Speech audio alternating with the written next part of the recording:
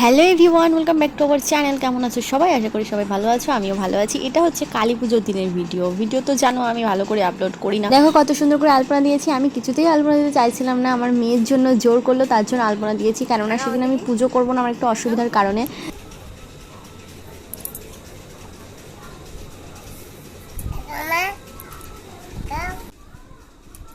এদিকে আমার শাশুড়ি মা পুজো করছে আর ওদিকে আমরা রেডি হচ্ছি ঠাকুর দেখতে যাব বলে। এমনই দিন ঠাকুর দেখতে গেছি, দশমীর দিন। কেউ কি গেছো দশমীর দিন ঠাকুর দেখতে? আর ঠাকুরটা দেখেছো, মায়ের অন্যরকম রূপ। আমি মানে প্রচন্ড ভয় পেয়ে গেছিলাম সত্যি। দশমীর দিন ঠাকুর দেখতে যাওয়ার কিন্তু মজাই আলাদা। বেশি ভিড়ভাড়টা আমি পছন্দ করি না, আর ভিড়ভাড়টা ছিল না, শুধু ঠাকুরটা দেখলাম এত সুন্দর। মানে প্রত্যেকটা ঠাকুর ছিল, আর এটাই ভালো লেগেছে যে প্রত্যেকটা ঠাকুর আমরা দেখতে পেরেছি। আর এত ভালো লাগছিল, রাস্তায় আস্তে আস্তেও ঠাকুর দেখছিলাম। রাস্তার লাইটিংগুলো দেখো অসাধারণ সুন্দর লাগছিল সামনাসামনি মোবাইলের থেকেও। মানে এত সুন্দর বলে বোঝাতে পারবো না। তোমরা এখানে গেছো কি আমি জানি না। এটা হচ্ছে ফুলিয়া, আশা করি তোমরা অনেকেই গেছো ওখানে ঠাকুর দেখতে।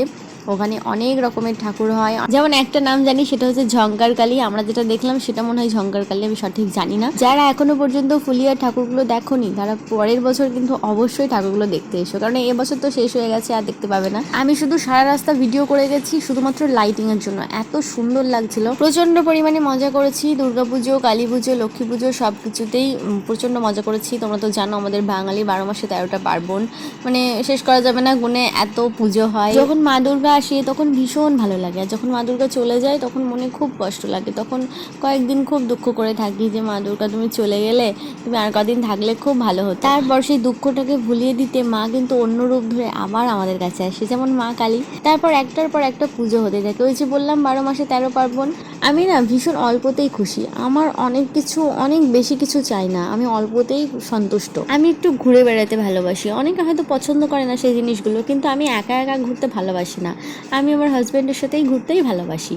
মানে যেমন একটা শান্তির জায়গা, যেখানে গিয়ে আমরা একটু মনকে শান্ত করে রাখতে পারবো, যেখানে শান্তি পাবো, সেখানে যেতে ভালোবাসি। ওই যে একটা কথাই আছে না, যে আমাকে বুঝবে সেই আমাকে খুঁজবে, যে আমাকে ভালোবাসবে সে কিন্তু আমাকে বুঝবে যে আমি কি চাই, আমি কি চাই। এখানে আবার ফোটার পর্ব শুরু হয়ে গেছে। পরের দিন ফোটা ছিল, আমার ননদ আমার ভাসুরকে আর আমার হাজব্যান্ডকে ফোটা দিচ্ছিল। এই যে দেখো সেই ভিডিও।